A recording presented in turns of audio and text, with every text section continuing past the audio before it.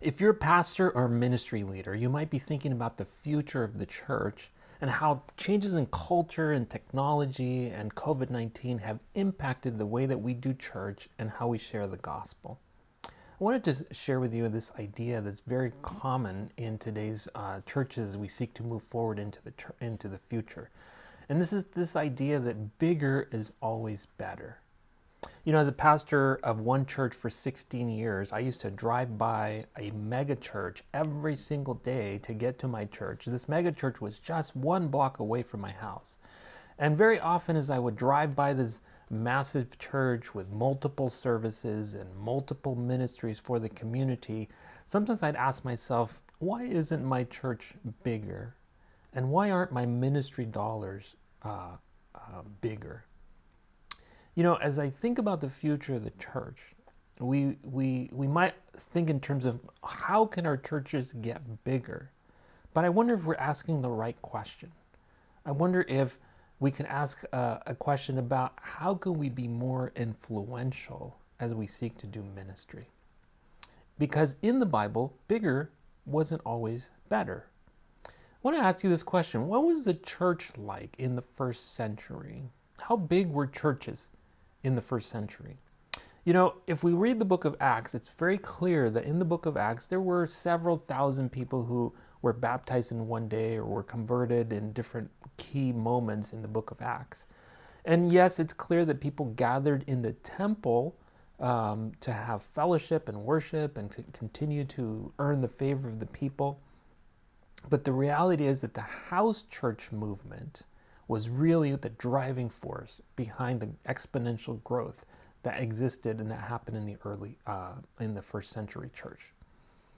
And outside of Jerusalem, we see that even though Paul went into the synagogues on the Sabbath, very often he would begin churches in separate locations in smaller gatherings. If you think about the book of Romans, I wanted to share with you this passage from the last chapter in the book of Romans. And this is what Paul says. He says, "Greet Priscilla and Aquila, my co-workers in Christ Jesus. They risked their lives for me. Not only I, but all the churches of the Gentiles are grateful to them. Greet also the church that meets in their home." If you think about all of the epistles that Paul ever wrote, the book of Romans is so foundational to Christianity.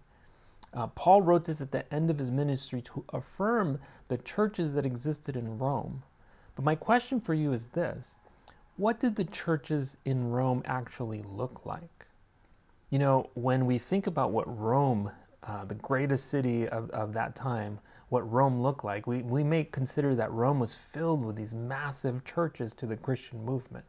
But the reality is that the the Christian movement in Rome was actually a house church movement of no more than 20 to 30 people that met in homes.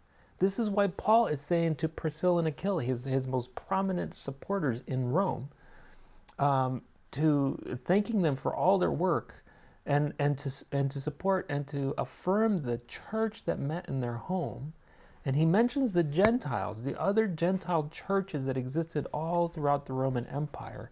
They were not big cathedrals. They were not massive movements. There was no mega churches in the first century. What existed is a system of networks of people gathering together to share a meal, to share life together, to support one another. And that was the secret of the growth of the first century church. There was no massive movements by and large, but they were very influential. In fact, it was house churches that were able to literally turn the world upside down. So if we think about, as we look to the future and we think about the future of the church, maybe it's not so helpful to think of how can we grow into these bigger movements, into these mega churches. Maybe it might be more helpful for us to say, well, how can we seek to be more influential in our communities? And maybe the best way to do that is to develop a system of networks.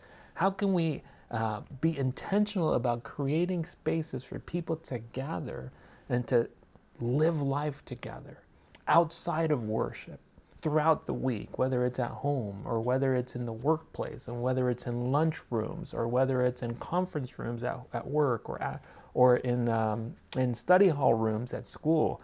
How can we be intentional about creating spaces for people to come together, to develop a network of groups that meet together, that develop community as they seek to grow together in the walk, in their faith walk?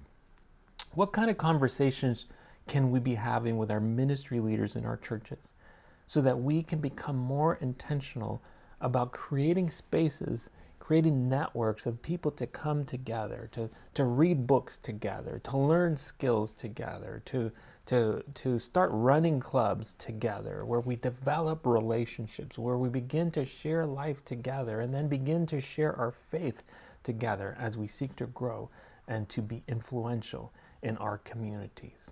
God bless you, church leader and pastor, as you seek to develop more intentional ways of developing these networks that we can grow with people and share life together, just the way that was happening in the first century church.